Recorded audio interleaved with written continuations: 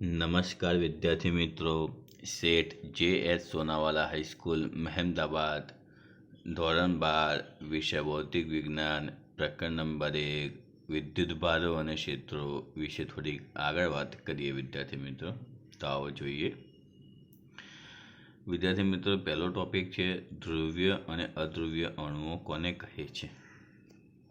તો જો વિદ્યાર્થી મિત્રો, જે અણુઓમાં ધન વિદ્યુતભારનું કેન્દ્ર અને ઋણ વિદ્યુતભારનું કેન્દ્ર એક જ સ્થાને હોય, કેવું હોય, એક જ સ્થાને, અને તેમની કાયમી ડાયપોલ મોમેન્ટ કેવી હોય વિદ્યાર્થી મિત્રો, શૂન્ય હોય, તો તેવા અણુઓને અધ્રુવ્ય અણુઓ કહે છે. જે અણુઓમાં ધન વિદ્યુતભાર અને ઋણ વિદ્યુતભારનું કેન્દ્ર એક જ સ્થાને હોય, તેમની કાયમી ડાયપોલ મોમેન્ટ શૂન્ય હોય, તો તેમને અધ્રુવ્ય અણુઓ કહે છે. તેમનું ઉદાહરણ કયા છે વિદ્યાર્થી મિત્રો? CO2, CH4, H2 અને O2. આ બધા જ પ્રકારના અણુઓ અધ્રુવ્ય અણુઓ છે. આવો વિદ્યાર્થી મિત્રો વાત કરીએ ધ્રુવ્ય અણુઓ. તો જો, જે અણુઓના ધન અને ઋણ વિદ્યુતભારના કેન્દ્રો સંપાત થતા નથી, એટલે કે કેવા હોય છે? અલગ અલગ, અને તેમની કાયમી વિદ્યુત ડાયપોલ મોમેન્ટ શું હોય છે? ધરાવતા હોય છે, તો તેવા અણુઓને ધ્રુવ્ય અણુઓ કહે છે. તેના ઉદાહરણ કયા છે વિદ્યાર્થી મિત્રો? HCl અને H2O. તો ફરીથી ચર્ચા કરી લઈએ વિદ્યાર્થી મિત્રો, ધ્રુવ્ય અણુઓ અને અધ્રુવ્ય અણુઓ. સૌથી પહેલાં અધ્રુવ્ય અણુઓ. તો ધન વિદ્યુતભાર અને વિદ્યુતભારનું કેન્દ્ર એક જ સ્થાને, કાયમી ડાયપોલ મોમેન્ટ શૂન્ય, તેવા અણુઓ અધ્રુવ્ય અણુઓ. ઉદાહરણ તરીકે CO2, CH4, H2 અને O2. ધ્રુવ્ય અણુઓમાં જે અણુઓના ધન અને ઋણ વિદ્યુતભારના કેન્દ્રો સંપાત થતા નથી, એટલે કે અલગ અલગ હોય છે, તેમનું કાયમી વિદ્યુત ડાયપોલ મોમેન્ટ ધરાવતા હોય છે, તો તેવા અણુઓને ધ્રુવ્ય અણુ કહે છે. ઉદાહરણ છે HCl અને H2O. આગળના ટોપિક તરફ જઈએ વિદ્યાર્થી મિત્રો. તો આગળનો ટોપિક છે કે સમાન બાહ્ય વિદ્યુત ક્ષેત્રમાં મૂકેલા વિદ્યુત ડાયપોલ પર લાગતા ટોર્કનું સૂત્ર મેળવો. તો જો વિદ્યાર્થી મિત્રો, નીચે આકૃતિ બતાવેલી છે. આકૃતિમાં દર્શાવ્યા અનુસાર એક કાયમી વિદ્યુત ડાયપોલ પર +Q અને -Q વિદ્યુતભાર છે. તેની ડાયપોલ મોમેન્ટ P છે અને તેને બાહ્ય વિદ્યુત ક્ષેત્ર E માં મૂકેલ છે. તો વિદ્યાર્થી મિત્રો, આ +Q વિદ્યુતભાર, આ -Q વિદ્યુતભાર આકૃતિમાં દર્શાવે છે. અહીંયા P છે ડાયપોલ મોમેન્ટ છે વિદ્યાર્થી મિત્રો, અને વિદ્યુત ક્ષેત્ર સદિશ E અહીંયા બતાવેલું છે. વિદ્યાર્થી મિત્રો, વિદ્યુત ક્ષેત્ર સદિશ E માં +Q વિદ્યુતભાર પર લાગતું બળ F બરાબર કેવું છે? F પ્લસ બરાબર વિદ્યાર્થી મિત્રો +QE, જે અહીંયા તમને બતાવ્યું છે. F બરાબર +QE, અને -Q વિદ્યુતભાર પર લાગતું બળ F બરાબર -QE. તો તમને અહીંયા દેખાય છે વિદ્યાર્થી મિત્રો સદિશ F બરાબર સદિશ QE. આમ ડાયપોલ પરનું કુલ બળ બરાબર સદિશ F બરાબર સદિશ F પ્લસ સદિશ F માઇનસ, એટલે કે બંને બળોનો આપણે શું કરીએ છીએ વિદ્યાર્થી મિત્રો? સરવાળો. તો F સદિશ F પ્લસની વેલ્યુ કેટલી છે? Q સદિશ E પ્લસ સદિશ F માઇનસની વેલ્યુ કેટલી છે? -Q ઓફ સદિશ E. બંનેનો સરવાળો કરીએ તો શું થઈ જાય? 0. તો આગળ જઈએ વિદ્યાર્થી મિત્રો. આ બંને બળો જુદા જુદા બિંદુએ લાગે છે, તેથી ડાયપોલ ઉપર શું લાગે છે? ટોર્ક લાગે છે. જ્યારે કુલ બળ શૂન્ય હોય ત્યારે ટોર્ક ઉગમ બિંદુ પર આધારિત નથી. ટોર્કનું મૂલ્ય બરાબર એક બળનું મૂલ્ય ગુણ્યા બે બળો વચ્ચેનું લંબંતર. એક બળનું મૂલ્ય કેટલું છે વિદ્યાર્થી મિત્રો? દાખલા તરીકે લઈએ તો F બરાબર QE, અને બે બળો વચ્ચેનું અંતર એટલે આપણે કેટલું લઈએ છીએ? 2a sin θ. તો બધું ભેગું કરીએ તો શું થઈ જાય? 2QA E sin θ. પરંતુ આપણે જાણીએ છીએ વિદ્યાર્થી મિત્રો P બરાબર 2AQ અથવા 2QA. તો Pની વેલ્યુ અહીંયા મૂકીએ તો ટાઉ બરાબર શું મળે આપણને? PE sin θ, જે ટોર્કની દિશા પુસ્તકના પૃષ્ઠના લંબ અને બારની દિશા છે. આગળ જઈએ વિદ્યાર્થી મિત્રો કે કેટલાક અગત્યના મુદ્દા, કે સમાન વિદ્યુત ક્ષેત્રમાં ડાયપોલ ઉપર લાગતા ટોર્કનું મૂલ્ય ટાઉ બરાબર PE sin θ છે. વિદ્યુત ક્ષેત્ર કેવું હોય? સમાન હોય તો. આગળ જઈએ વિદ્યાર્થી મિત્રો, જો P અને E સમાંતર હોય તો થીટા બરાબર કેવો થઈ જાય 0. તો આ વખતે ટોર્ક કેવું થઈ જાય 0. એટલે કે આ સમીકરણની અંદર વિદ્યાર્થી મિત્રો સાઇન 0 મૂકો, સાઇન 0ની વેલ્યુ 0 એટલે ગુણાકાર કરો, આખું પદ કેવું થઈ જાય 0, 0. આગળ જે વિદ્યાર્થી મિત્રો, જો પી અને ઈ પ્રતિ સમાંતર હોય ત્યારે થીટા કેટલો થઈ જાય પાઈ. તો સાઇન પાઈની વેલ્યુ પણ 0 થવાથી આ વખતે ટોર્ક પણ કેવું થઈ જાય છે 0. આગળ જે વિદ્યાર્થી મિત્રો, જો પી અને ઈ પરસ્પર લંબ હોય ત્યારે થીટા બરાબર π/2 થાય. આ વખતે ટોર્ક કેવું મળે છે વિદ્યાર્થી મિત્રો? મહત્તમ. આમ અસમાન વિદ્યુત ક્ષેત્રમાં ડાયપોલ પર લાગતું પરિણામી બળ F બરાબર P cos θ × Δ E/Δx થાય. આ અગત્યના કેટલાક આગળની થિયરીના મુદ્દા હતા વિદ્યાર્થી મિત્રો, કે સમાન વિદ્યુત ક્ષેત્રમાં ડાયપોલ પર ટાઉ બરાબર P sin θ છે. જો પી અને ઈ સમાંતર હોય તો થીટા 0 થઈ જાય ત્યારે ટોર્ક 0 થાય. જો પી અને ઈ પ્રતિ સમાંતર હોય ત્યારે થીટા બરાબર પાઈ થાય ત્યારે ટોર્ક 0 થાય. જ્યારે પી અને ઈ પરસ્પર લંબ હોય ત્યારે થીટા બરાબર π/2 થાય ત્યારે પણ ટોર્ક મહત્તમ થાય. આમ અસમાન વિદ્યુત ક્ષેત્રમાં ડાયપોલ પર લાગતું પરિણામી બળ F બરાબર P cos θ Δ E/Δx થાય. આગળ જે વિદ્યાર્થી મિત્રો એક એક્ઝામ્પલ લઈએ તો 4 × 10⁻⁹ સેન્ટીમીટરની ડાયપોલ ચાક માત્રા ધરાવતી એક વિદ્યુત ડાયપોલ 5 × 10⁴ ન્યૂટન પ્રતિ કુલમ્બનું માન ધરાવતા સમાન વિદ્યુત ક્ષેત્ર સાથે 30° ખૂણો રચે છે અથવા કોણે રહેલી છે. તો આ ડાયપોલ પર લાગતા ટોર્કનું માન શોધો. તો વિદ્યાર્થી મિત્રો, રકમની અંદર તમને શું આપી? સૌથી પહેલાં તમે ડાયપોલ ચાક માત્રા 4 × 10⁻⁹ એટલે તમને પી આપ્યો છે. 5 × 10⁻⁴ ન્યૂટન પ્રતિ કુલમનું માન ધરાવતું વિદ્યુત ક્ષેત્ર એટલે કે ઈ આપ્યો છે વિદ્યાર્થી મિત્રો તમને, એટલે ઈની વેલ્યુ મૂકી. અને થીટા આપ્યો છે સાઇન થીટા, થીટા આપ્યો 30°. તો સૂત્રમાં કિંમત મૂકો વિદ્યાર્થી મિત્રો. સાઇન થીટાની વેલ્યુ 1/2 થાય. ગાણિતિક સ્વરૂપ આપો. 5 × 4 એટલે 20 અને 10⁻⁹ + 4 એટલે -5. આમ જવાબ આવે 10 × 10⁻5. આગળ જે વિદ્યાર્થી મિત્રો એક એક્ઝામ્પલ જોઈએ કે એક જ તંત્રના બે વિદ્યુત ભારો QA બરાબર 2.5 × 10⁻⁷ કુલમ અને QB બરાબર -2.5 × 10⁻⁷ કુલમ અનુક્રમે A અને Bના બિંદુએ રહેલો છે. તો તંત્રનો કુલ વિદ્યુતભાર અને ડાયપોલ ચાક માત્રા શોધો. તો કુલ વિદ્યુતભાર માટે EQ બરાબર QA + QB એટલે શું થઈ જાય? 0. કારણ કે QAની વેલ્યુ +2.5 છે અને QBની વેલ્યુ -2.5 છે. બંનેનો સરવાળો કરે એટલે જવાબ 0 થઈ જાય. વાત રહી ડાયપોલ મોમેન્ટની.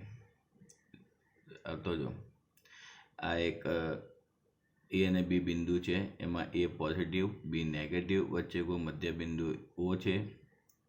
અહીંયા -15 સેન્ટીમીટર, આ +15 સેન્ટીમીટર છે.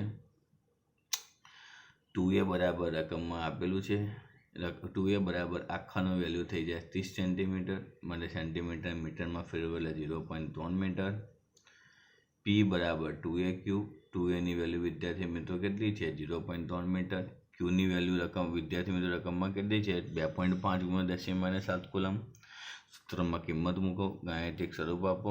તો 0.75 × 10⁻⁷ માટે P બરાબર 7.5 × 10⁻8 સેન્ટીમીટર. કઈ દિશામાં વિદ્યાર્થી મિત્રો? Z અક્ષની દિશામાં. આગળ જે વિદ્યાર્થી મિત્રો કે સતત વિદ્યુતભાર વિતરણ માટે વિદ્યુતભારની રેખીય ઘનતા, પૃષ્ઠ ઘનતા અને કદ ઘનતા સમજાવો. તો જો વિદ્યાર્થી મિત્રો, આ જવાબની અંદર રેખીય ઘનતા, પૃષ્ઠ ઘનતા અને કદ ઘનતા ઓલમોસ્ટ સેમ છે, ખાલી 1-2 શબ્દો બદલાય છે. પહેલાં 3ની વ્યાખ્યા જોઈશું એક સાથે. તો રેખીય વિદ્યુતભારનું વિતરણ, તો કોઈ રેખા પરના સતત પથરાયેલા વિદ્યુતભારને વિદ્યુતભારનું રેખીય વિતરણ કહે છે. શેના પર પથરાયેલા વિદ્યાર્થી મિત્રો? રેખા ઉપર. તો પૃષ્ઠની વાત કરીએ તો શું આવે? કોઈ પૃષ્ઠ ઉપર સતત પથરાયેલા વિદ્યુતભારને પૃષ્ઠ વિદ્યુતભાર વિતરણ કહે છે. શેના પર પથરાયેલું છે? પૃષ્ઠ ઉપર. ત્રીજી વાત કરીએ કદની, તો કોઈ કદમાં સતત પથરાયેલા વિદ્યુતભારને કદ વિદ્યુતભાર વિતરણ કહે છે. તો વિદ્યાર્થી મિત્રો, રેખા માટે રેખા ઉપર, પૃષ્ઠ માટે પૃષ્ઠ ઉપર અને કદ માટે કદ ઉપર પથરાયેલા વિદ્યુતભારને કદ વિદ્યુતભાર વિતરણ કહે છે. આગળ જે વિદ્યાર્થી મિત્રો, તો વિદ્યુતભાર રેખીય ઘનતાનું સૂત્ર કયું છે? લેમ્બડા બરાબર delta Q by delta L, જ્યાં ક્યુ એ વિદ્યુતભાર છે અને ડેલ્ટા એલ એ શું છે? એકમ લંબાઈ દીઠ. તો જો વિદ્યુતભારિત રેખા પરના એકમ લંબાઈ દીઠ વિદ્યુતભારની રેખીય ઘનતા કહે છે, જેને લેમ્બડા વડે દર્શાવાય છે. આમ સુરેખ તાળ ઉપર સ્થૂળ સ્તરે નાનો ડેલ્ટા એલ લંબાઈનો ખંડ છે અને ડેલ્ટા ક્યુ પર તેનો વિદ્યુતભાર છે, માટે લેમ્બડા બરાબર delta Q by delta L. એવી જ રીતના વિદ્યાર્થી મિત્રો, આપણે પૃષ્ઠ ઘનતાની વાત કરીએ તો સિગ્મા બરાબર delta Q by delta S, જ્યાં ડેલ્ટા એસ શું છે વિદ્યાર્થી મિત્રો? ક્ષેત્રફળ. તો જો સેમ ટુ સેમ વિદ્યુતભારિત પૃષ્ઠ પરના એકમ ક્ષેત્રફળ દીઠ લાગતા વિદ્યુતભારની પૃષ્ઠ ઘનતા કહે છે, જેને સિગ્મા વડે દર્શાવાય છે. આમ વિદ્યુતભારની પૃષ્ઠ ઘનતા બરાબર સિગ્મા બરાબર delta Q by delta S, જેનો એસઆઈ એકમ છે વિદ્યાર્થી મિત્રો કુલમ પ્રતિ મીટર સ્ક્વેર. કદની વાત કરીએ વિદ્યાર્થી મિત્રો, સેમ ટુ સેમ, તો સૂત્ર છે રો બરાબર delta Q upon delta V, એટલે કે વિદ્યુતભારિત કદ પરના એકમ દીઠ વિદ્યુતભારને વિદ્યુતભારની કદ ઘનતા કહે છે, જેને રો વડે દર્શાવાય છે. જેનો એસઆઈ એકમ છે કુલમ પ્રતિ મીટર ક્યુબ.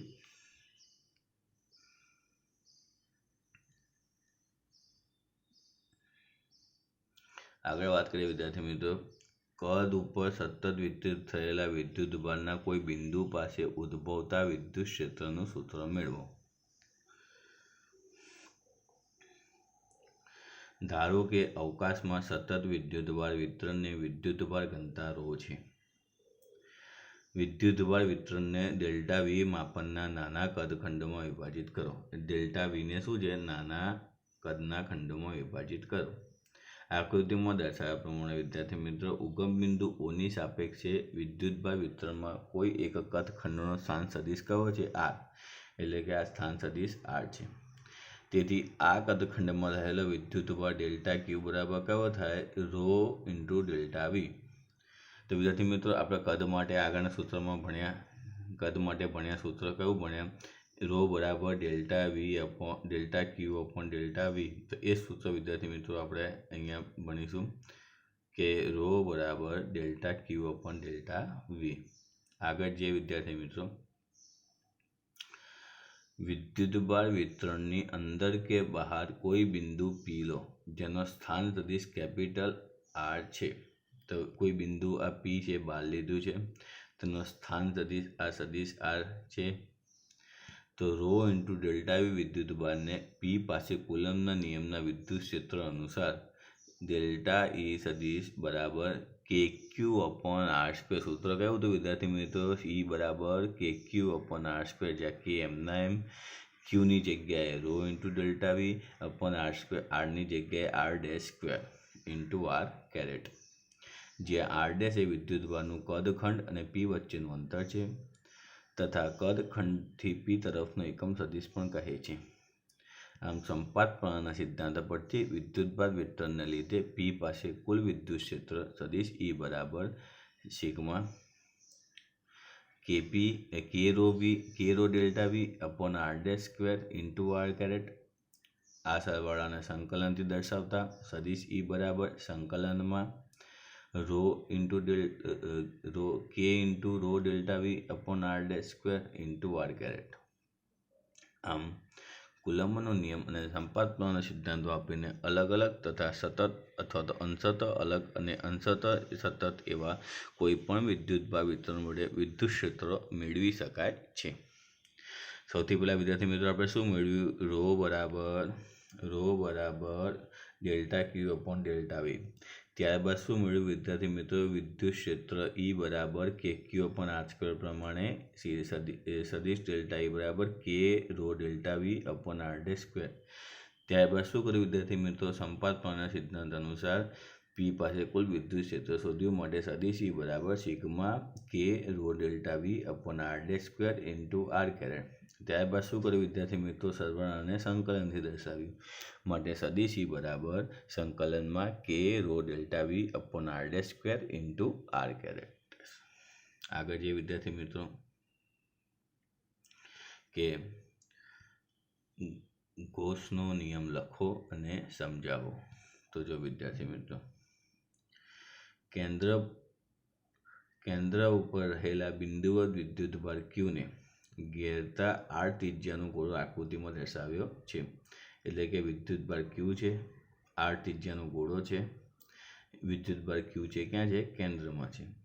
આગળ જે વિદ્યાર્થી મિત્રો આ ગોળાને ઘણા સૂક્ષ્મ ખંડમાં વિભાજિત કરવો, તેમાંથી એક ડેલ્ટા S ખંડમાંથી પસાર થતું ફ્લક્સ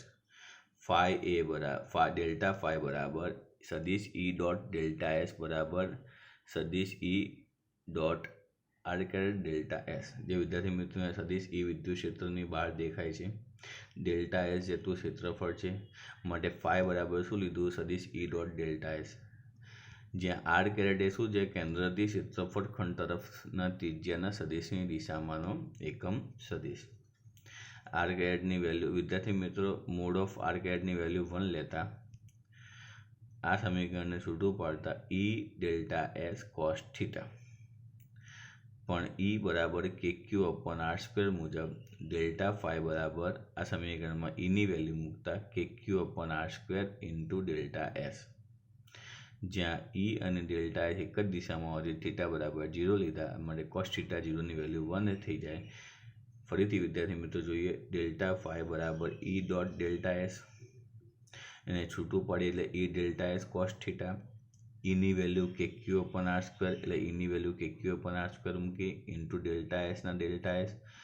થીટાની વેલ્યુ 0 છે કારણ કે E અને ડેલ્ટા S એક જ દિશામાં છે. અહીંયા તમને દેખાય છે આ બંને એક જ દિશામાં છે, માટે કોસ 0 એટલે એની વેલ્યુ 1. માટે અત્યારે આપણને સમીકરણ 1 મળ્યું ડેલ્ટા ફાઈ બરાબર KQ/R² ડેલ્ટા S. આમ ગોળામાંથી પસાર થતું કુલ ફ્લક્સ દરેક ક્ષેત્રફળ ખંડોને લીધે મળતા ફ્લક્સના સરવાળા જેટલું હોય છે, માટે ફાઈ બરાબર sigma delta S KQ/R² delta S. ગોળાનું દરેક ક્ષેત્રફળ ખંડ વિદ્યુતભારથી સમાન R અંતરે છે, માટે ફાઈ બરાબર KQ/R² sigma delta S delta S. અહીં સિગ્મા ડેલ્ટા S બરાબર S લેતા ફાઈ બરાબર KQ/R² S. જ્યાં S એ ગોળાનું ક્ષેત્રફળ છે, જે 4πR² લઈ લઈએ આપણે તો ફાઈ બરાબર Kની વેલ્યુ મૂકીએ વિદ્યાર્થી મિત્રો 1/4πε0, Qના Q, R² ના R² ગુણ્યા Sની વેલ્યુ છે 4πR². જે ઉડતું હતું વિદ્યાર્થી મિત્રો ઉડાઈ મારો તો 4π ઉડી જશે, R² ઉડી જશે તો વચ્ચે શું કરે? ફાઈ બરાબર Q/ε0. ફાઈ બરાબર Q/ε0. તો આ સૂત્ર દર્શાવે છે કે ગોળામાંથી પસાર થતું ફ્લક્સ તેની ત્રિજ્યા પર આધારિત નથી. આમ સમીકરણ નંબર 2 વિદ્યાર્થી મિત્રો ગૌસના નિયમનું સૂત્ર થઈ ગયું ફાઈ બરાબર Q/ε0. ગૌસના નિયમ જોઈએ નીચે. કોઈ બંધ પૃષ્ઠ સાથે સંકળાયેલ કુલ વિદ્યુત ફ્લક્સ. કોઈ બંધ પૃષ્ઠ સાથે સંકળાયેલ વિદ્યુત ફ્લક્સ એટલે કયું થાય વિદ્યાર્થી મિત્રો? ફાઈ. એ પૃષ્ઠ વડે ઘેરાતા કુલ વિદ્યુતભાર અને ε0ના ગુણોત્તર જેટલું છે. એ પૃષ્ઠ વડે ઘેરાતો કુલ વિદ્યુતભાર એટલે Q અને ε0ના ગુણોત્તર જેટલું છે. આમ ફાઈ બરાબર સંકલનમાં સદિશ E ડોટ સદિશ ds બરાબર સિગ્મા Q/ε0. આમ ગૌસનો નિયમ વ્યાપક રીતે સત્ય છે. તો વિદ્યાર્થી મિત્રો ગૌસનો નિયમ અહીંયા આપણે શાંતિથી સમજ્યા. આગળ જે વિદ્યાર્થી મિત્રો ગૌસના નિયમના કેટલાક અગત્યના મુદ્દાઓની ચર્ચા કરીએ. તો જો બંધ સપાટી દ્વારા ઘેરાતો કુલ વિદ્યુતભાર શૂન્ય હોય તો બંધ સપાટી સાથે સંકળાયેલ કુલ ફ્લક્સ પણ કેવું થાય વિદ્યાર્થી મિત્રો? શૂન્ય. Q શૂન્ય તો ફાઈ શૂન્ય વિદ્યાર્થી મિત્રોની વાત છે. આગળ જઈએ. આ નિયમ કોઈ પણ આકાર કે પરિમાણવાળી બંધ સપાટી માટે સત્ય છે. ત્રીજો નિયમ ફાઈ બરાબર ક્યુ અપન એપ્સિલોન 0માં જમણી બાજુનું પદ સિગ્મા ક્યુ એ સપાટી વડે ઘેરાયેલા બધા વિદ્યુતભારોના પરિણામી વિદ્યુતભાર છે. વિદ્યુતભારો સપાટીની અંદર ગમે તે સ્થાને રહેલા હોઈ શકે છે. જે પરિસ્થિતિમાં સપાટી એવી પસંદ કરવામાં આવી હોય કે કેટલાક વિદ્યુતભારો અંદર અને કેટલાક વિદ્યુતભારો બહાર હોય તો ગોસનું સૂત્ર E.ds બરાબર સિગ્મા ક્યુ અપન એપ્સિલોન 0માં ડાબી બાજુનું સદિશ E એ અંદર અને બહારના વિદ્યુતભારોથી ઉદ્ભવતું વિદ્યુત ક્ષેત્ર છે, જ્યારે જમણી બાજુનું પદ સિગ્મા ક્યુ એ માત્ર અંદરના વિદ્યુતભારોના પરિણામી વિદ્યુતભારો છે. ગોસનો નિયમ લગાવવા માટે જે સપાટી પસંદ કરીએ છીએ તેને કહે છે ગોસિયન સપાટી. આગળ જે વિદ્યાર્થી મિત્રો ગોસના નિયમનો ઉપયોગ કરીને સમમિતિ ધરાવતા તંત્ર વડે ઉદ્ભવતા વિદ્યુત ક્ષેત્રો સરળતાથી શોધી શકાય છે. આગળ જે વિદ્યાર્થી મિત્રો ગોસનો નિયમ એ અંતરના વ્યસ્ત વર્ગના નિયમ પર આધારિત છે. વિદ્યાર્થી મિત્રો આની અંદર પોઈન્ટ નંબર 2 જે છે કે આ નિયમ કોઈપણ આકાર અને પરિમાણવાળી બંધ સપાટી માટે સત્ય છે. ઘણીવાર આની ઉપરથી એકાદ MCQ કોઈક આકૃતિ દોરીને આપેલો હોય છે પરીક્ષામાં, તો આપણે ધ્યાન રાખીશું વિદ્યાર્થી મિત્રો. આગળ જઈએ.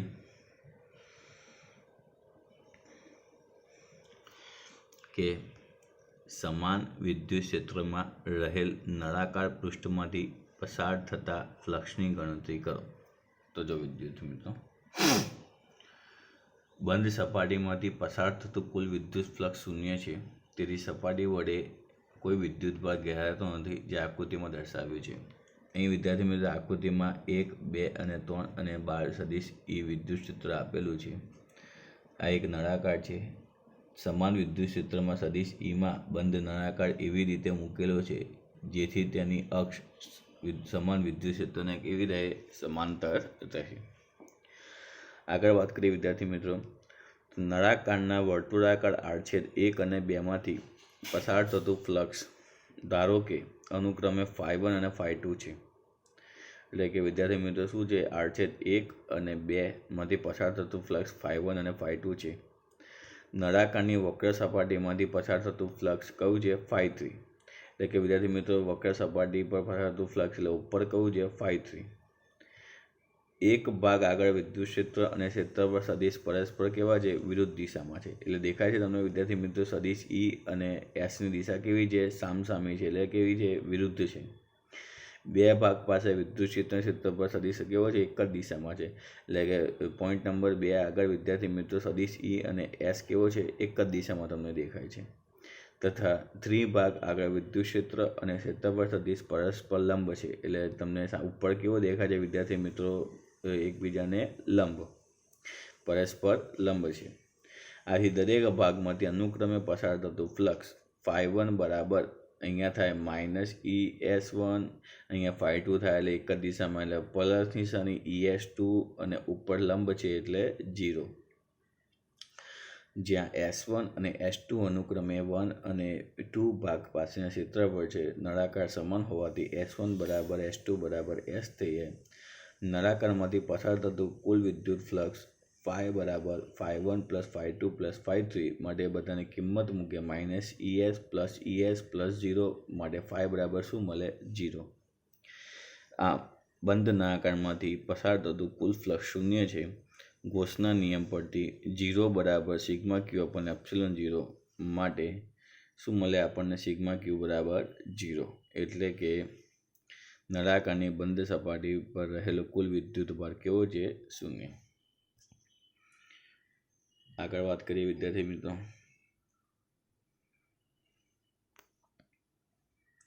અનંત લંબાઈના અને વિદ્યુતભારની રેખીય ઘનતા લેમ્બડાવાળા સુરેખ તારથી વિદ્યુત ઉદ્ભવતા વિદ્યુત ક્ષેત્રનું સૂત્ર મેળવો. તો જો વિદ્યાર્થી મિત્રો સૌથી પહેલાં આકૃતિ જોઈએ. આકૃતિમાં અહીંયા O બિંદુ છે, અહીંયા P કોક બિંદુ છે, બહારના વિસ્તારમાં રહેલું છે. ઓનું Pનું અંતર એ R છે વિદ્યાર્થી મિત્રો. ઓથી અલગ અલગ બિંદુઓ વિદ્યાર્થી મિત્રો આપેલા છે, P1 dash, P2 dash, P1 dash, P double dash તમને આકૃતિમાં દેખાય છે વિદ્યાર્થી મિત્રો. તો આવો થોડીક ચર્ચા કરીએ આ જવાબની. આકૃતિમાં દર્શાવ્યા મુજબ ધારો કે એક અતિ લાંબા તાર ઉપર વિદ્યુતભાર સમાન રીતે વિતરિત થયેલો છે. આ તાર ઉપર વિદ્યુતભારની રેખીય ઘનતા કઈ છે? લેમ્બડા. ધારો કે તારથી આર જેટલા લંબ અંતરે આપેલા બિંદુ P પાસે ઉદ્ભવતું વિદ્યુત ક્ષેત્ર શોધવું છે. એટલે કે ક્યાં છે? આ P પાસે વિદ્યુત ક્ષેત્ર શોધવું છે વિદ્યાર્થી મિત્રો, P પાસે. આકૃતિ 1માં દર્શાવેલ તારના સૂક્ષ્મખંડો P1 અને P2 ને કારણે P બિંદુ પાસે ઉદ્ભવતા વિદ્યુત ક્ષેત્રો E1 અને E2 હોય તો તેનું પરિણામી વિદ્યુત ક્ષેત્ર E થશે, જેની દિશા એ સદિશ OPની દિશામાં હશે. એટલે કયા બે બિંદુઓ વિદ્યાર્થી મિત્રો વાત કરીએ સૂક્ષ્મખંડો?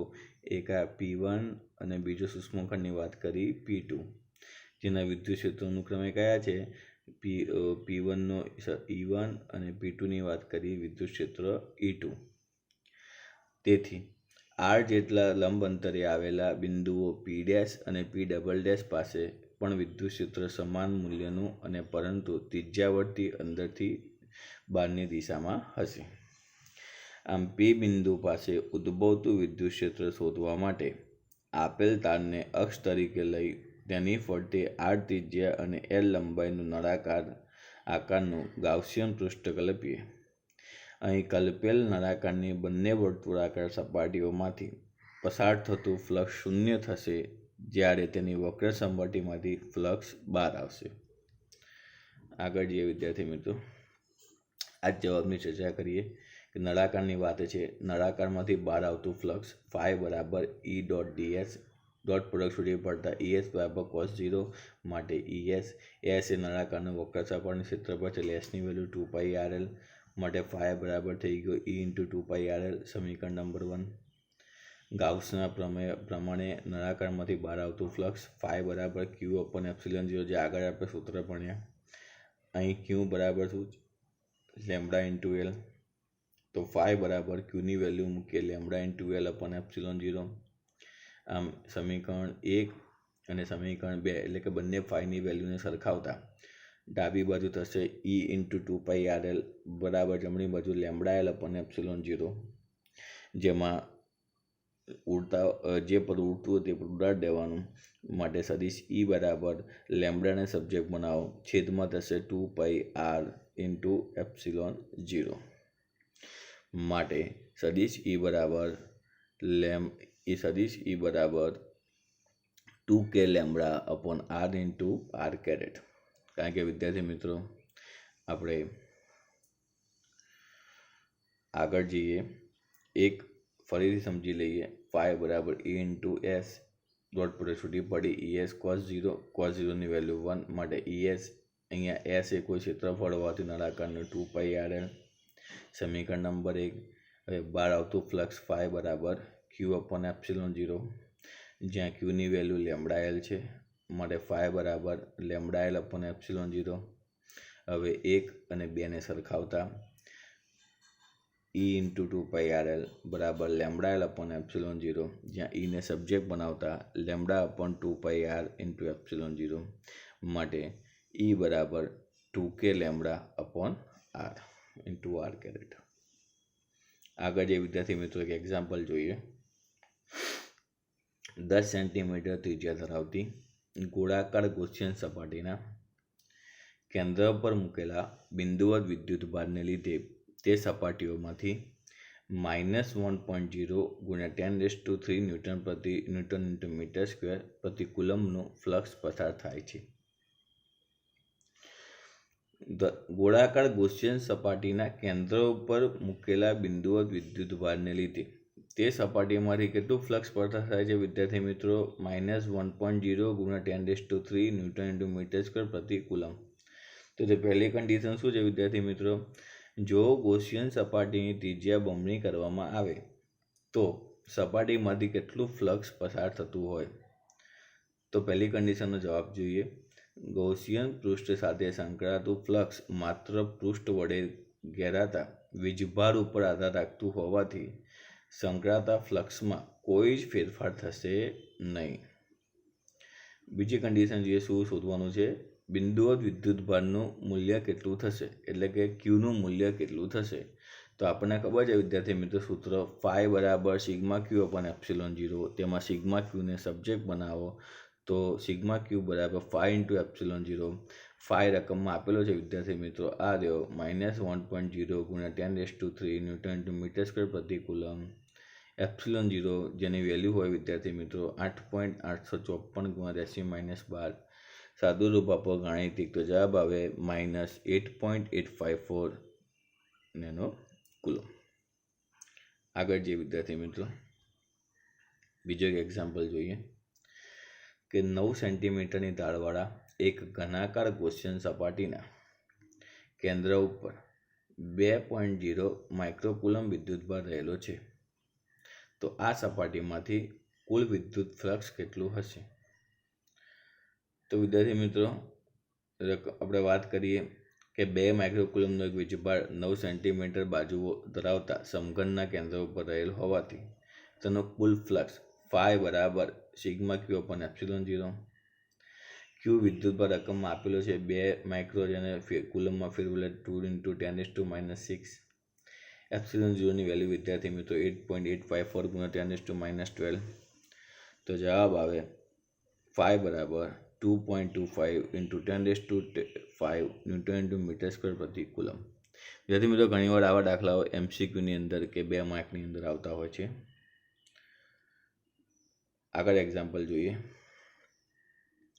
કે એક અનંત લંબાઈનો રેખીય વિદ્યુતભાર 2 સેન્ટીમીટર અંતરે 9 ગુણ્યા 10⁻4 ન્યૂટન પ્રતિ કુલમ વિદ્યુત ક્ષેત્ર ઉત્પન્ન કરે છે.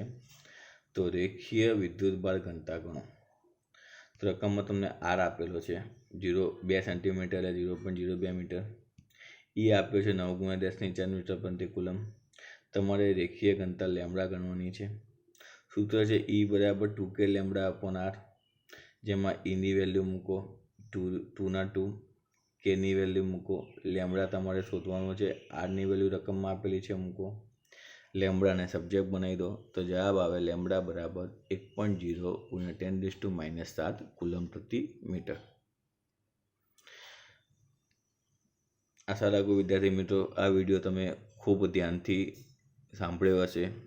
આની અંદર આજે આપણે વિદ્યાર્થી મિત્રો ટોર્ક, ગૌસનો નિયમ, રેખીય ઘનતા, પૃષ્ઠ ઘનતા, કદ ઘનતા જેવા અનેક મુદ્દાઓ તથા દાખલા વિશે ચર્ચા કરી.